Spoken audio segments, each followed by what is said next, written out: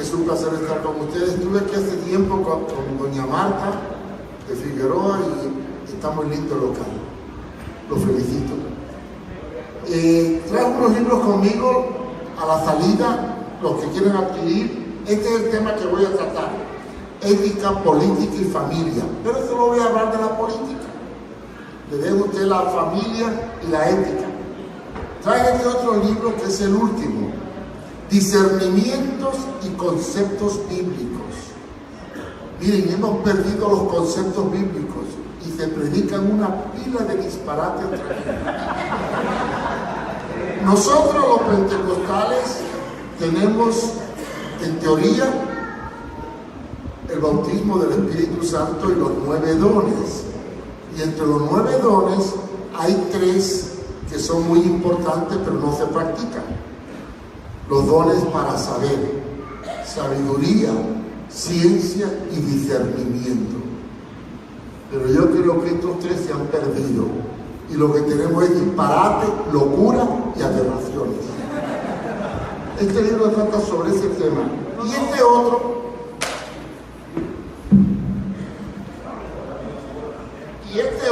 llegaste muy tarde, es mi biografía. Aquí relato todo, desde que nací, la parte que estuve aquí en Honduras. Mi primer campo misionero fue en Comayagua. Yo estudié en Puerto Rico en el MISPAC. Me gradué en el Instituto Bíblico MISPAC del Liceo Pentecostal en Puerto Rico. Mi primer campo misionero fue Comayagua. Aquí comencé y relato toda mi historia, pero aquí esto cubre 78 años, así que es mucha historia. Y a la salida, mi asistente lo va a traer a la venta. El precio de ellos son 200 lempiras, pero para ustedes se le va a dar el 40% de descuento. O sea, le va a salir en 120, que es el precio que se le da a la librería. Amén. Así que ya hice la promoción y vamos al tema.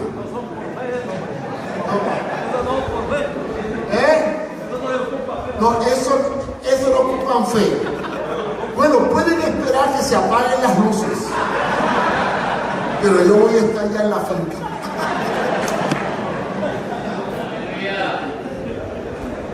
¿Cuántos son de la década del 40 y del 50? Levanten la mano. Nacieron entre el 40 y el 50. Levanten la mano. Mírenlos bien.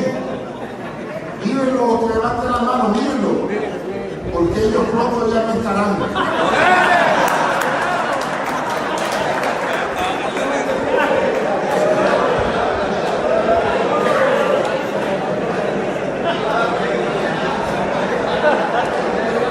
¿De qué se ríen? Somos la generación que nos vamos de retirada, pero tenemos que pasarle la antorcha a los que vienen. ¿Cuántos nacieron de la década del 80 al 2010? Levanten la mano.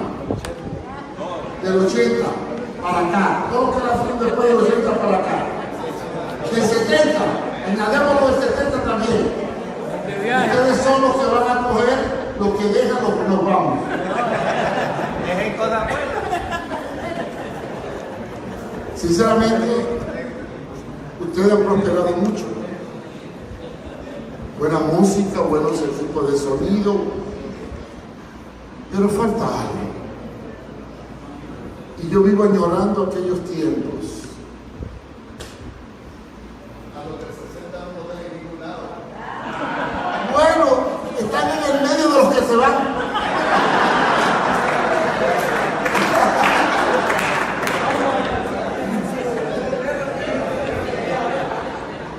¿Qué es lo que añora? Y yo quiero hoy no predicar porque ustedes todos son predicadores. Quiero dar una enseñanza. Y quiero que usemos la Biblia. Hoy en día la Biblia casi no se usa. La llevan solo de adornos mucho. Y no se levanten, porque si no van a tener que estar todo el culto de pie. Nosotros somos bíblicos y predicamos por la Biblia. No podemos sacar un texto loco por ahí para decir 20,000 disparates, porque esa es la teología moderna. Manosear los textos para hacerle decir lo que no dice. Hoy vamos a hablar de lo que enseña la palabra. Y a esa nueva generación que viene, queremos advertirle que la iglesia se está metiendo en un tremendo abismo. La apostasía nos está invadiendo. Están apareciendo más Judas Iscariotes que los que hubieron en la época de Jesús.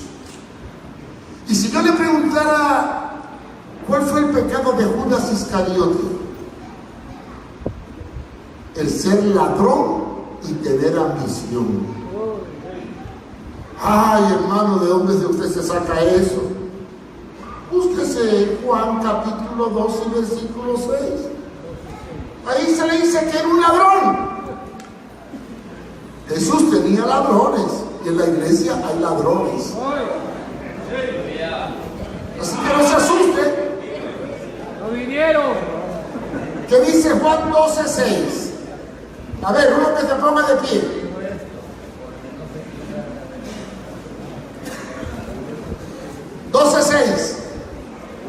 Pero dijo esto, no porque se cuidara de los pobres, sino porque era ladrón y teniendo la bolsa sustraía de lo que se echaba en ella. Ahí tiene a Judas. El Señor le dio la bolsa para que se corrompiera, porque la ambición corrompe. Por eso hay tantos pastores corruptos. Y vamos a ver qué dice el 13:29. Se molestaba cuando Jesús buscaba a los humildes y ayudaba a los pobres. El 13:29.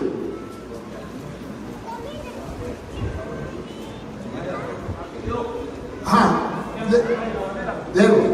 No, léelo tú. Porque algunos pensaban, puesto que Judas tenía la bolsa, que Jesús le decía, compra lo que necesitamos para la fiesta, o que diese algo a los pobres. Judas tenía la bolsa para cubrir la necesidad y ayudar a los pobres, pero ¿qué hacía Judas? Sustraía una parte con disimulo. ¿Y por qué lo vendió? No solamente por ambición, porque quería ser político. Señor, cuando te entre a Jerusalén será el gobernador de esta tierra, derrocarás a Pilato y yo seré ministro de finanzas. ¿Qué ministro de finanzas sería ese? Yo quiero hablar de la política.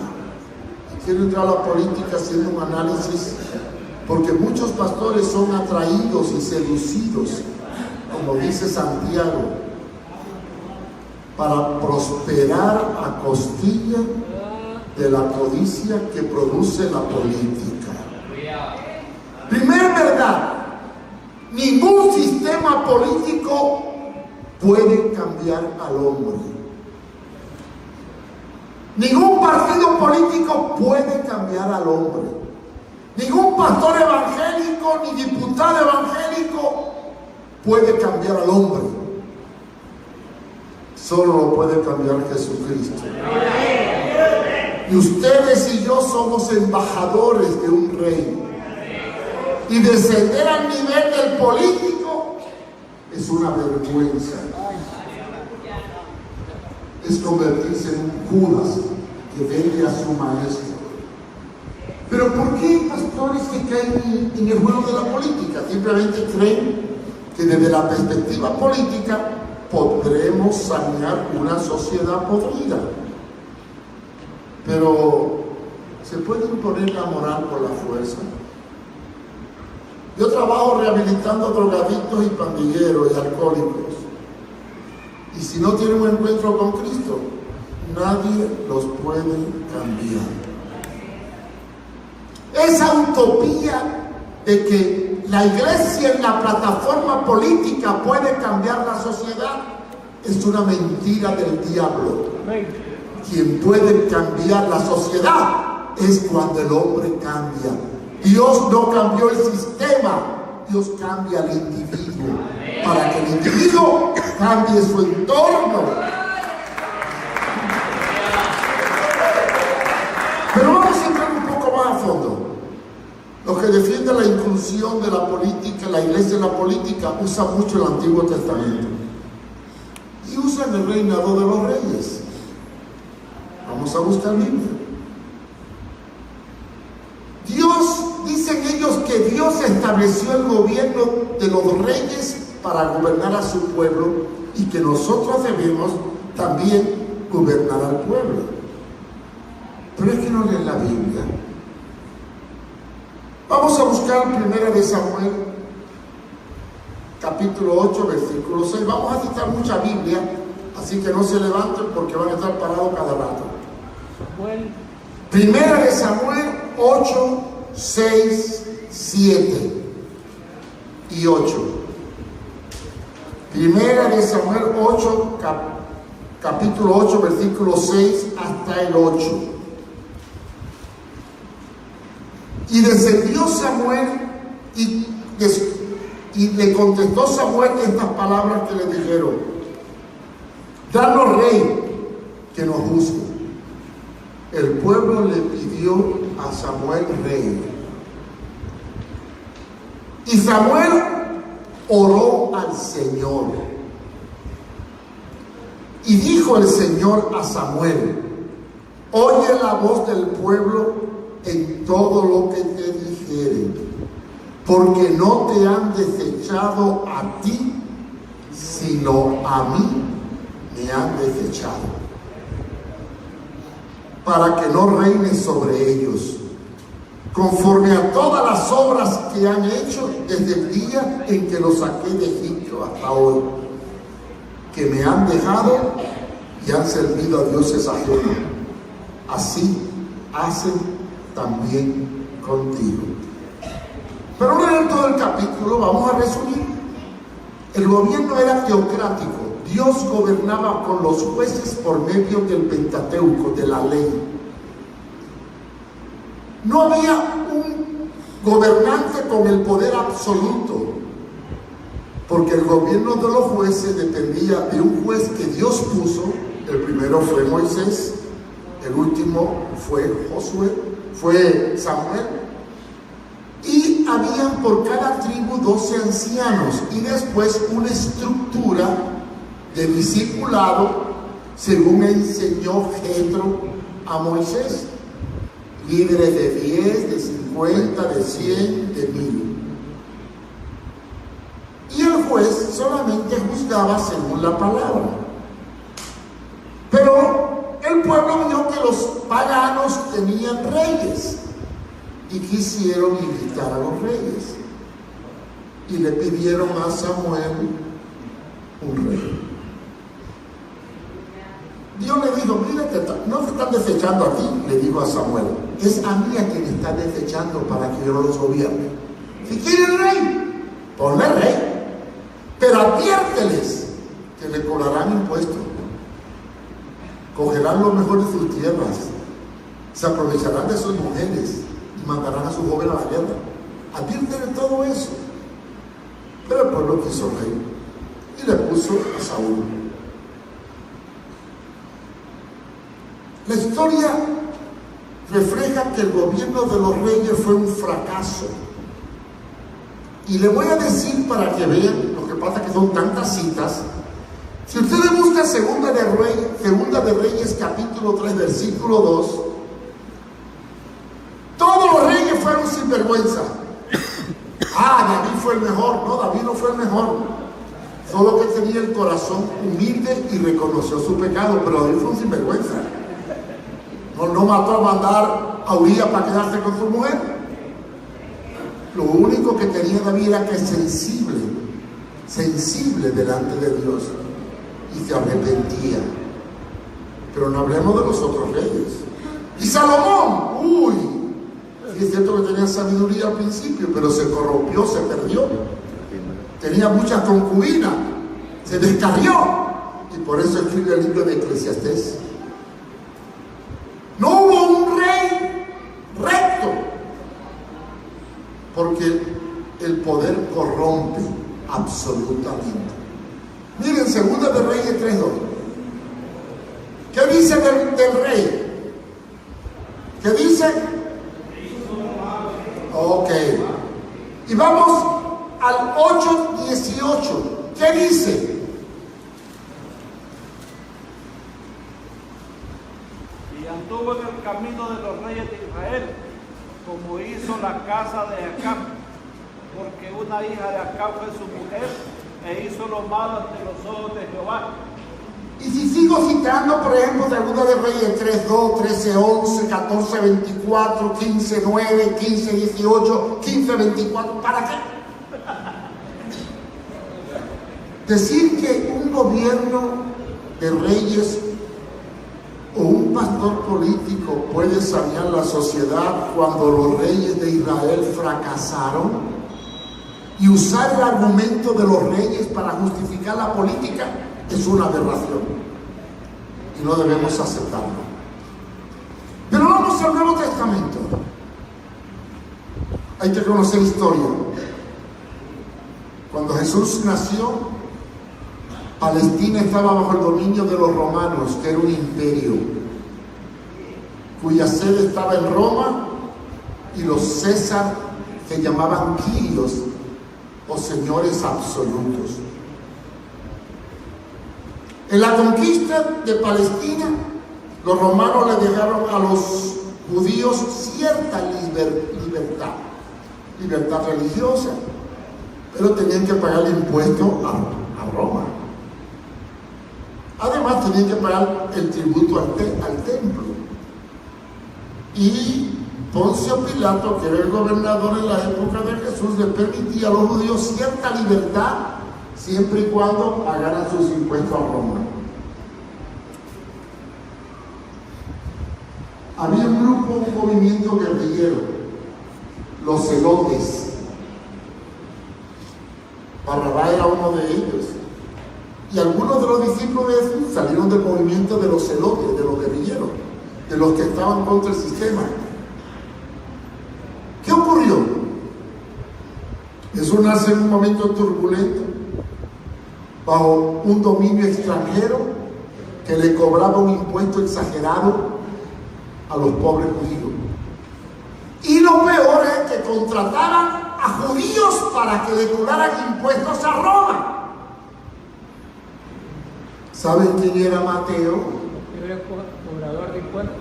¿Quién era Mateo? Cobrador de impuestos. Muy bien. ¿Cuál fue la posición de Jesús frente a un imperio dominante y frente a un sistema corrupto? Porque miren, no me digan nada. El imperio romano era corrupto y el gobierno de Roma en Jerusalén era corrupto y depravado. Pero ¿cuál fue la posición de Jesús frente a la política del imperio romano? Quiero que busquen en sus Biblias Mateo capítulo 22, versículo 17 al 21. Mateo 22, 17, y después vamos a leer el 21. Dice Mateo 22, 17: dinos qué te parece. ¿Es lícito dar tributo al César o no? ¿Saben? Los religiosos eran muy astutos y manipulaban las escrituras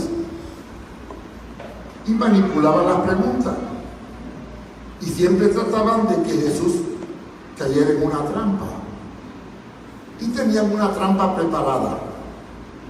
Le llevaron una moneda que tenía la imagen del César y por otro lado el valor de la moneda. Y entonces la pregunta era sencilla: ¿a quién tenemos que dar tributo? Y yo decía, se dice que al César, entonces está contra los judíos. Si dice que a Dios, entonces está contra el César. lo podemos pillar. Cogió la moneda a Jesús, la miró y dijo: ¿de quién es la imagen que está aquí? De César, del emperador. Bueno, pues sencillo. Dale al César lo que es de César y a Dios lo que es de Dios. En otras palabras, nosotros no venimos a servir al César, nosotros venimos a servir a Dios. Ahí definió Jesús la posición política de su reino. Porque la iglesia es un reino dentro de otro reino. Son dos reinos diferentes. Nosotros podemos ver que la Biblia nos enseña que la iglesia fue creada no para competir, sino para redimir. No para politiquear, sino para transformar. No para establecer un reino terrenal. Porque Jesús afirmó que mi reino no es de este mundo. Entonces, ¿de dónde podemos sacar base para que un ministro del Evangelio, llamado por Dios ser embajador, proclamar un reino, se mezcle con el otro reino? Vamos a leer Mateo 6:24. Mateo 6:24. Ninguno puede servir a dos señores, porque o aborrece al uno y amará al otro, o estimará al uno y menospreciará al otro. No podéis servir a Dios y a las riquezas. Y la pregunta que me hago yo: ¿por qué muchos pastores caen en la tentación de querer ser diputado? Porque un diputado gana 100,000 lempiras mensuales. Y si es presidente,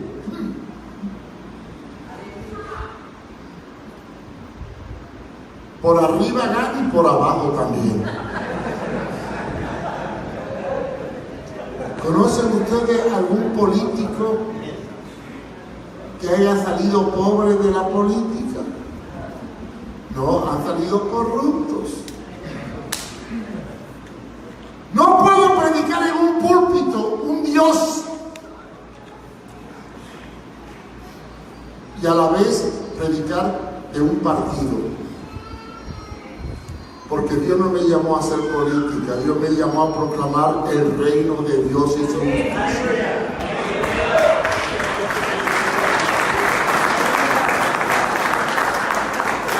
Nosotros definimos muy bien que el cristiano tiene que apartarse del mundo. ¿Lo dice la Biblia, sí o no? Bueno, ahí está. Santiago 4:4. ¿Qué dice Santiago 4:4? ¡Oh, almas adúlteras! ¿Qué más? ¿No sabéis que la amistad del mundo es enemistad contra Dios? Cualquiera pues que quiera ser amigo del mundo se constituye enemigo de Dios. Y cuando tú das un paso para entrar al mundo de la política, automáticamente te está metiendo en el mundo. Una golondrina sola no puede hacer nido. Y yo pongo una hipótesis. El Congreso tiene 120 diputados, 128. Supongamos que escogemos a 128 pastores y los hacemos diputados para que cambie Honduras. Primera pregunta: ¿cómo van a cambiar al borracho, al adúltero, al ladrón? ¿Cómo? Vamos a hacer una ley: prohibido beber. Se cierran las cantinas y no se puede vender alcohol. Bueno, vayan a la historia del año 1930 en Estados Unidos, cuando se dio la ley seca. Nacieron las mafias. Prohibido el adulterio. Apedremos a los adúlteros. Bueno, volveremos a la época de Jesucristo, ¿verdad?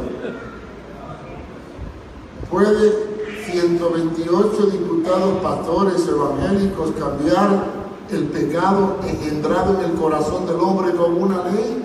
No. Entonces, ¿qué podemos hacer nosotros? ¿Hacer el tonto? No podemos cambiar al hombre de una plataforma política, lo tenemos que cambiar aquí en la iglesia, predicándole a Cristo, allá en el parque, proclamando el reino de Dios.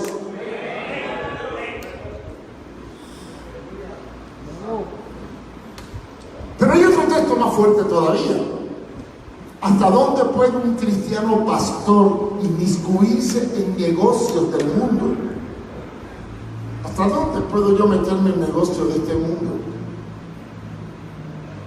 No solamente política, ojo.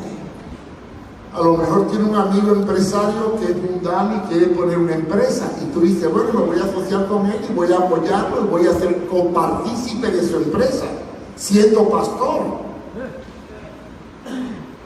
¿Qué dice la Biblia? En 2 de Corintios 6:14. Búsquenlo y márquenlo y léanlo, analícenlo, estudienlo. No os unáis en yugo desigual con los incrédulos. Uy, pero eso solo lo usamos para cuando un cristiano se enamora de una mundana. Solo la emplean para eso. Si un joven cristiano o una joven cristiana se enamora de uno que no es creyente, entonces le aplicamos ese texto. Incrédulo. No tiene que ser una novia. Puede ser un amigo con el cual tú vas a poner un negocio y no es convertido. Puede ser un político. No os unáis en yugo. La palabra yugo es atadura, pacto. Un pacto. Es cierto que el matrimonio es un pacto. Pero cuando te metes en política también estás pactando. Cuando emprendes un negocio con los mundanos, estás pactando. Y si ese mundano se vuelve sinvergüenza o tiene un rollo o una deuda, ¿a quién le va a caer el muerto? El cristiano. ¿A quién le va a caer el muerto? cristiano. ¿Quién va a pagar los patos? Pastor. Bueno. Y después dice, ¿y qué comunión la luz con las tinieblas? ¿Qué es luz? ¿Qué es tiniebla? Si andamos en luz, comunión tenemos unos con otros. Y es imposible ser luz y convivir con las tinieblas, porque o la tiniebla te chupa la luz o tú revela lo que hay en la oscuridad. Pero además de eso hay otro texto que nos habla muy claro de los ministros y de los pastores en su relación con el mundo. ¿Qué fundamento tenemos nosotros? ¿Sobre qué fundamento edificamos la iglesia y edificamos nuestro ministerio? Sobre la palabra de Dios.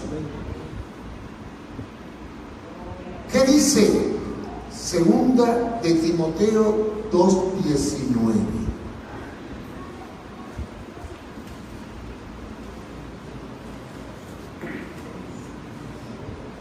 Porque el fundamento de Dios está firme. Porque el fundamento de Dios está ¿qué?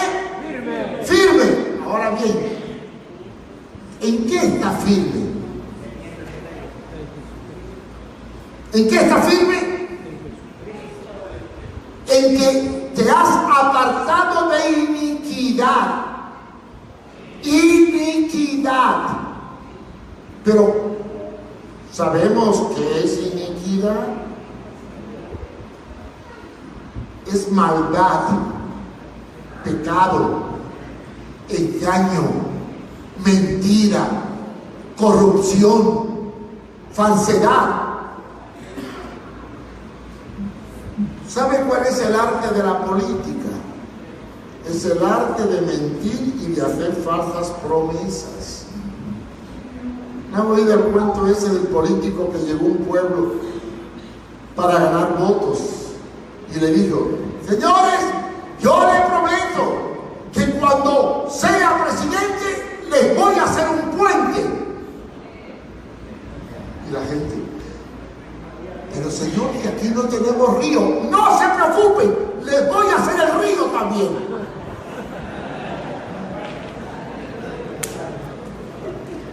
Toda promesa falsa es mentira.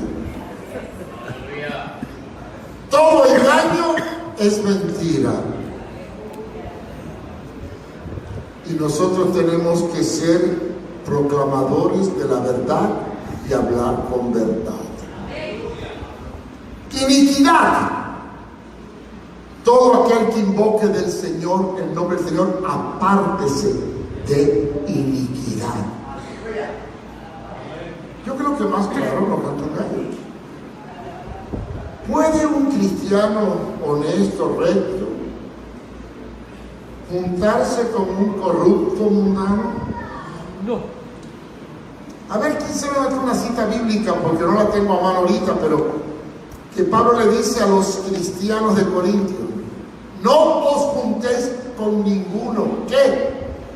Llamándose hermano, sea adúltero, fornicario, homicida. No con lo de este mundo. Ahora, con lo del mundo me voy a unir para traerlos al Señor y sacarlos del pecado. Pero si yo me uno con los del mundo en su pecado, ¿acaso no me voy a contaminar? Ajá. Léamelo. Toma, te voy a dar el micrófono. Dice: más bien os escribí que no os juntéis con ninguno que llamándose hermano, puede ser fornicario, o avaro, o idólatra, o maldiciente, o borracho, o ladrón, con el tal ni aún más. Oye, qué palabra más dura. Si un pastor corrupto me invita, yo no voy a predicar a su iglesia. No. Claro, yo sé que no me van a invitar porque me conocen, ¿verdad?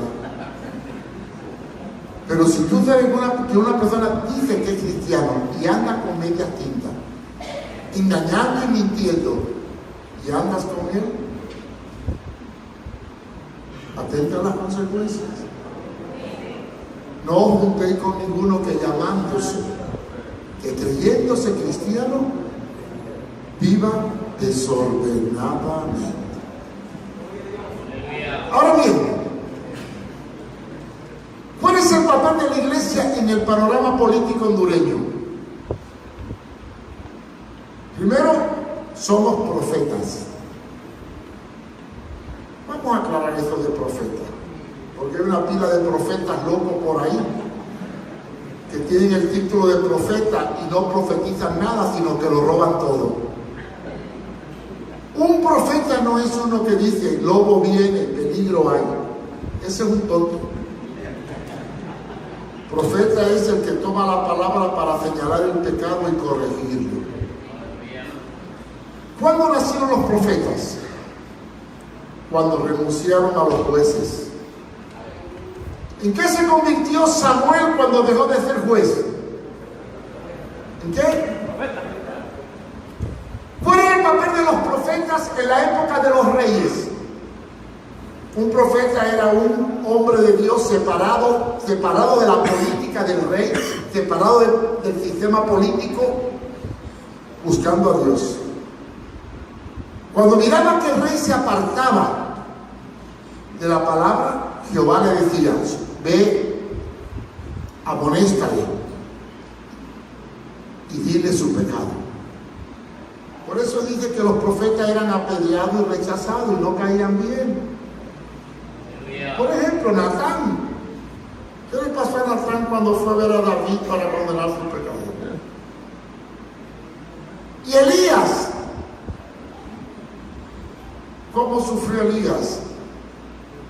A pesar de que hizo el milagro del Monte Carmelo, que el fuego descendió, como consecuencia de su de su intervención en la corrupción dominante al culto a Baal, terminó huyendo y deprimido debajo de un árbol queriendo morirse, porque revolvió a Jezabel, que se lanzó contra él.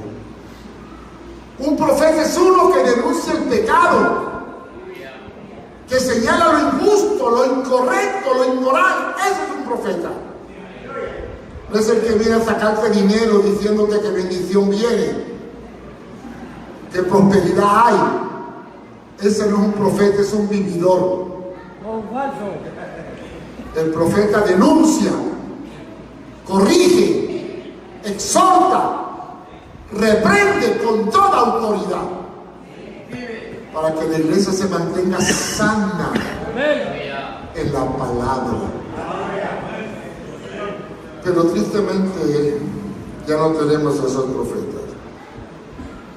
Segundo papel de la iglesia: pacificadora, reconciliadora.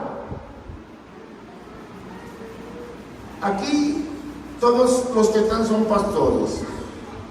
Yo estoy seguro que unos son del Motagua, otros del Olimpia. No me meto en eso.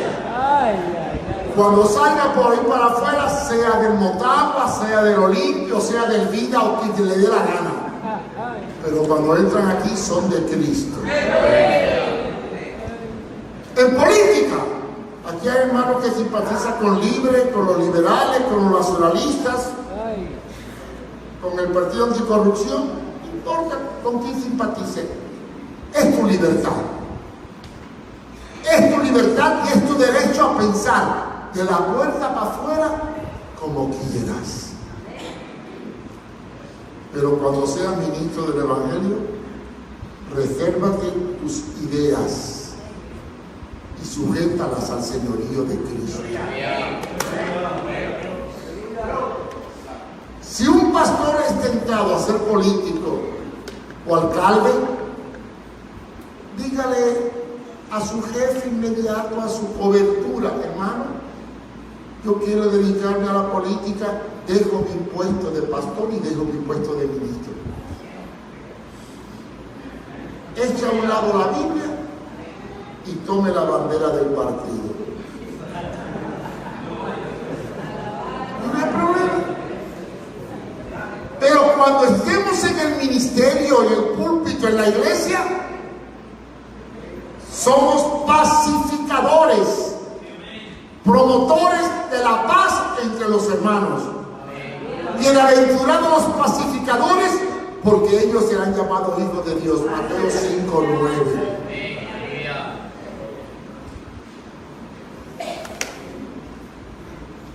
Somos reconciliadores. ¿Qué significa reconciliar? Mantener la armonía, mediar. ¿Cómo yo puedo en un púlpito darle un color político y predicarle a una iglesia que tiene diferentes ideologías? ¿No es promover la división? Si yo vengo con una insignia de un partido, voy a molestar a los que son del otro partido. Y todo reino dividido contra sí mismo no prevalece. Somos un reino dentro de otro reino. Juan 18:36. Juan 18:36. Respondió Jesús: mi reino no es de este mundo. Y si tu jefe no es de este mundo, ¿de dónde eres tú? Si eres de este mundo, no eres de su reino. Porque dijo: mi reino no es de este mundo. Y después dijo Juan 14:1: de ellos tomaré para que donde yo estoy, vosotros también estéis. Entonces, si mi jefe es de otro reino, yo soy de su reino. Y no puedo traicionarlo en el reino de este mundo. Mi reino no es de este mundo. Si mi reino fuera de este mundo, mis servidores pelearían para que yo no fuera entregado a los judíos. Pero mi reino no es de aquí. ¿Ustedes son hondureños? Porque Honduras se dividió cuando la revolución contra los españoles. Pero nuestra ciudadanía está en los cielos. Esta ciudadanía hondureña es secundaria, esencial es la del reino. Mi prioridad es la palabra y proclamar a Jesucristo. Que puedo tener una inclinación política o deportiva, está bien, es secundario, es humano, está bien. Pero cuando me paro en un púlpito, yo tengo que buscar reconciliar, unir y proclamar mi reino. Y mi reino no es de este mundo. Y por último, vamos a buscar Mateo 12:25. ¿Qué ocurre cuando en una iglesia los pastores empiezan a coquetear con la política? ¿Cuáles son las consecuencias de los pastores políticos? Causan división. Causa división. La historia de Honduras nos enseñó que en el año 2009, cuando hubo el derrocamiento de Mel Zelaya, la iglesia se dividió en dos grupos, unos a favor y otros en contra. Y hubieron iglesias que se pronunciaban, como hoy hay iglesias que se pronuncian políticamente también. ¿Y qué ocurre cuando la iglesia toma partido en los esquemas del mundo? ¿Qué dice la palabra? Reino dividido no prevalece. Sabiendo Jesús los pensamientos de ellos, le dijo: todo reino dividido contra sí mismo es asolado, y toda ciudad o casa dividida contra sí misma no permanece. La división es del diablo. El diablo no sabe sumar ni restar, pero le encanta dividir. Solo aprendió. La política, cuando entra en la iglesia, nos divide, nos pone uno contra otros, nos hace enemigos, destruye el fundamento de la unidad. Y no podemos permitir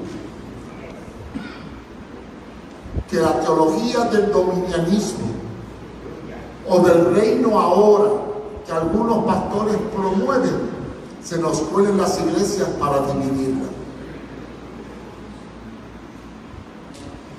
Y es absurdo, ilógico, incorrecto, inmoral pensar que la iglesia forma un partido político, porque entonces tendríamos que ir a la historia,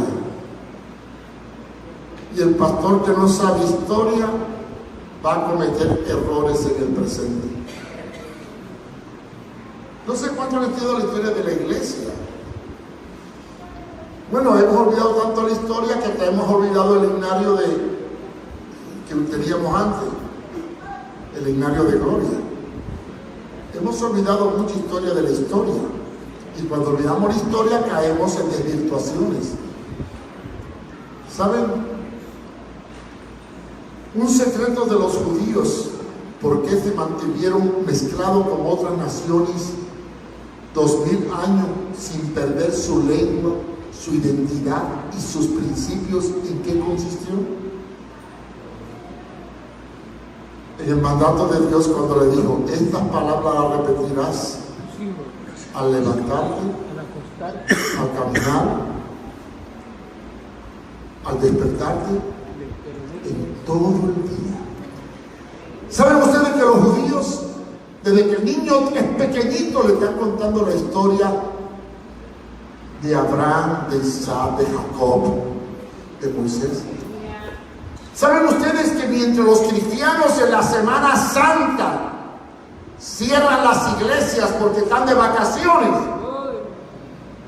los judíos por 2000 años esparcidos por el mundo, los sábados o el Shabbat y la fiesta de Semana Santa la celebran en familia, juntándose, comiendo el pan y el vino, evocando el recuerdo de la 10ª plaga que los libró de la mortandad cuando mancharon los dinteles de la puerta con la sangre del Cordero. Ellos no pierden su identidad histórica, por eso no pierden su fe presente y mantienen firmes sus principios. ¿Y nosotros qué? Revuelto por el mundo.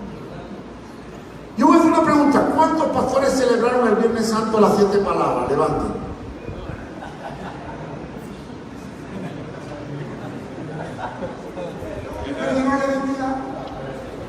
¿Cuántos tuvieron una vigilia el sábado de gloria a la resurrección? Levanta la mano. ¿Cuántos tuvieron un culto a las 6 de la mañana el domingo de resurrección? Levanta la mano. ¿Cuántos dieron la cena del Señor en la Semana Santa? Levanta la mano. ¿A dónde hemos caído? ¿Qué nos queda de nuestra fe?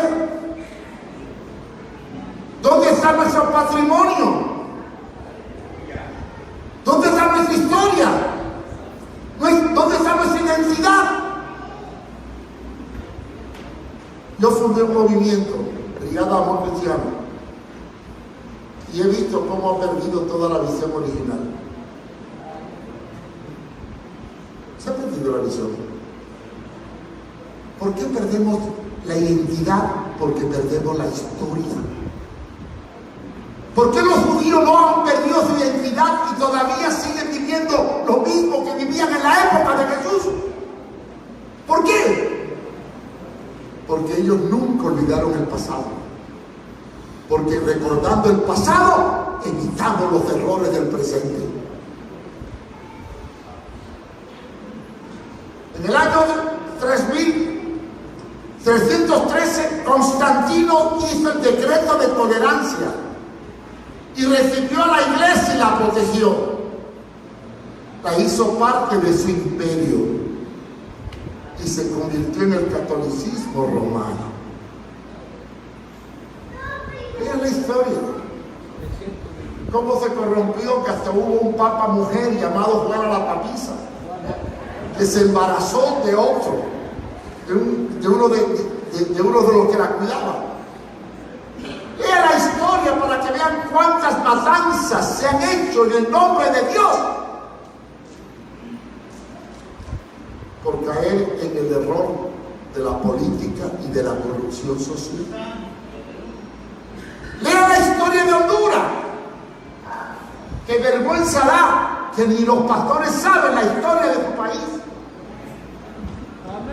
Cuando en el año 1826 se proclamó el presidente Dionisio de Herrera y la Iglesia Católica en Comayagua conspiró para dar un golpe de Estado y le quemaron su biblioteca porque decían que era masón y lo llevaron preso a Guatemala y tuvo que ir Francisco Morazán a sacarlo de allí y después hizo la Constitución separando la Iglesia del Estado y gloria a Dios.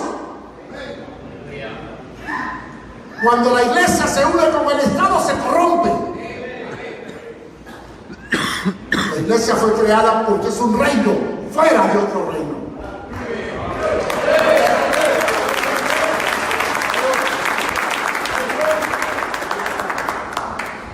Queridos pastores jóvenes, si no aprenden historia, van a perder las perspectivas de la realidad.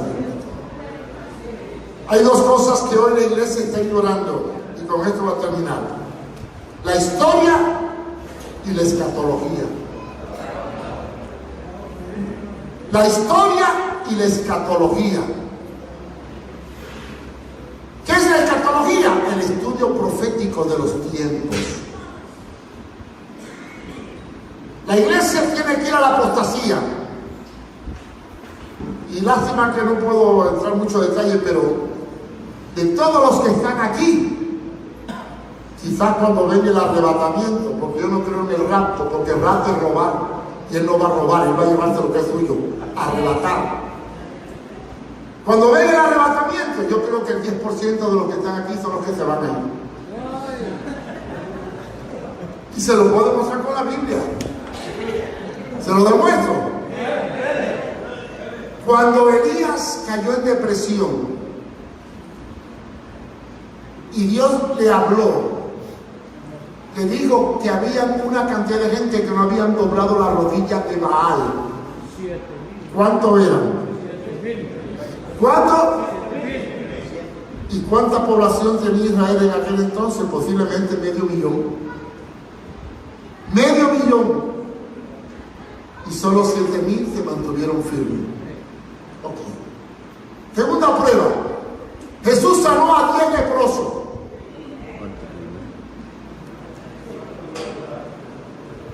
¿Cuántos de ellos fueron agradecidos y volvieron a darle gracias al Señor? ¿Cuánto es el 1 de 10? Y hay un texto en Romanos que Pablo dice que hay un remanente. Y Cristo dijo, muchos son los llamados y pocos. Pocos.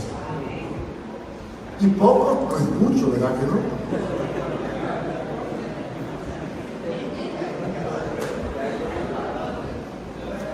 Y lo último, ¿cuántos discípulos tuvo Jesús? ¿Cuál es el momento más trágico de una persona que tú amas y sirve y vive con él 3 años? El momento de su muerte, ¿verdad? Máxime cuando está en agonía. Cuando Jesús estaba en agonía, ¿cuántos discípulos tenía acompañándole en su dolor? Estaban durmiendo. ¿Cuántos? ¿Cuántos? Estaban durmiendo. 3. Estaban durmiendo. 3. No, estaban, 3. estaban durmiendo. A ver, díganme cuáles son los 3. Juan, Sí, porque 3. No. Jesús estaba en la cruz muriéndose, agonizando. ¿Cuántos discípulos tenía con él? 1. ¿Y los otros dónde estaban? Uno ahorcándose, otro dudando, otro negándole y 9 escondidos. ¿Y creen ustedes que cuando el Señor venga se llevará a todos los que andan en media tinta? Hermanos, el peligro de la infiltración de la doctrina falsa y de la política en la iglesia depende de 2 cosas. No conocer la palabra de Dios a fondo y no conocer la historia de la iglesia evangélica en el mundo y de la identidad de ustedes como iglesia de Dios pentecostal. Cuando pierdan la noción de la historia,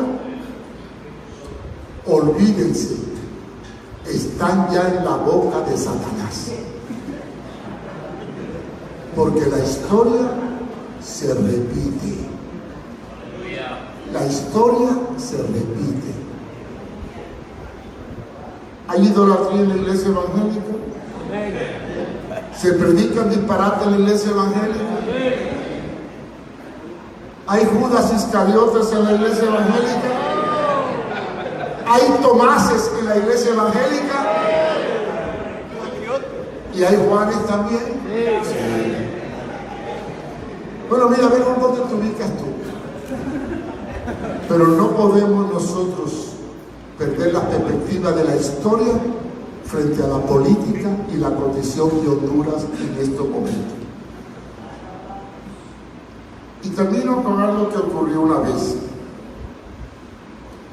En el año 2002 yo prediqué en Brigada un sermón diciendo que venían tiempos difíciles, que tuvieran provisión, y di una serie de consejos sobre una crisis que iba a venir. En ese tiempo se estaba hablando de prosperidad y de conquista y de todos esos disparates que hay por ahí. Y resulta que un hermanito de la iglesia se me acercó y me dijo: hermano Mario, usted es un pájaro de mar agüero. ¿Y por qué? Porque siempre que predica habla de cosas funestas, nunca habla de prosperidad, grandeza, conquista. Bueno, hermano, eso es lo que dice la palabra. Llegó una crisis en Honduras que escaseó el combustible. No sé cuántos se acuerdan. La medida de frijol se disparó 5 veces más del precio normal y ni se encontraba y tuvieron que traer frijoles negros. Que por cierto son los que más me gustan a mí. Y después el hermano me encontró y me dijo: hermano Mario, perdóneme lo que le dije, usted es un profeta. Hermano, olvídese del profeta. Simplemente hago 2 cosas. 1, leo la Biblia, y 2, veo las noticias. Y cuando uno las noticias con la Biblia, encuentro que la palabra de Dios se está cumpliendo.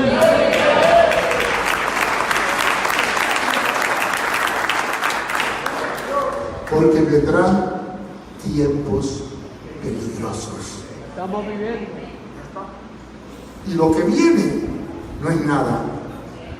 Si trajeran un predicador de la prosperidad, le diría: hermano, Dios lo va a prosperar, lo va a hacer rico, y le predican una pila de mensajes diabólicos para tenerlo adormecido y anestesiado. Pero le digo: hermano, no.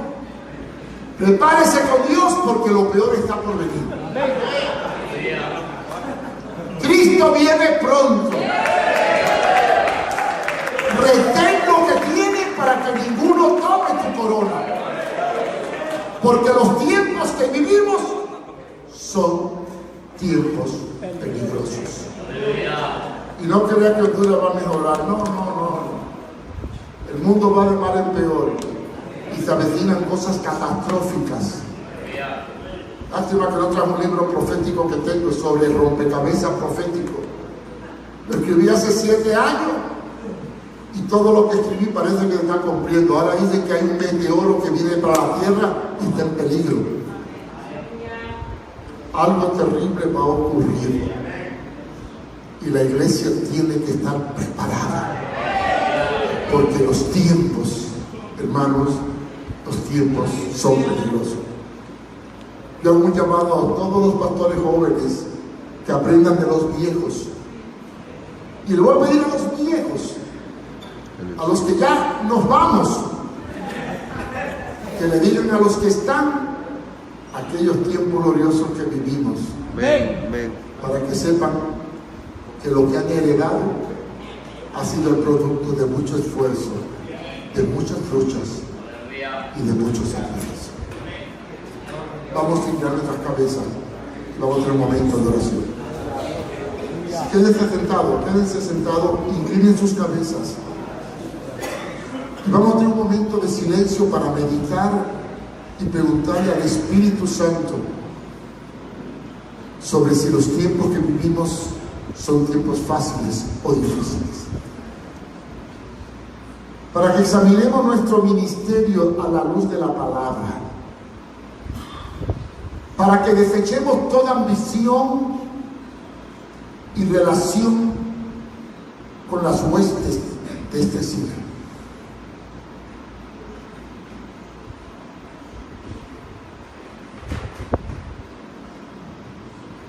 Que el Espíritu pueda hablar a nuestros corazones. El papel que tiene la iglesia en estos tiempos que vivimos.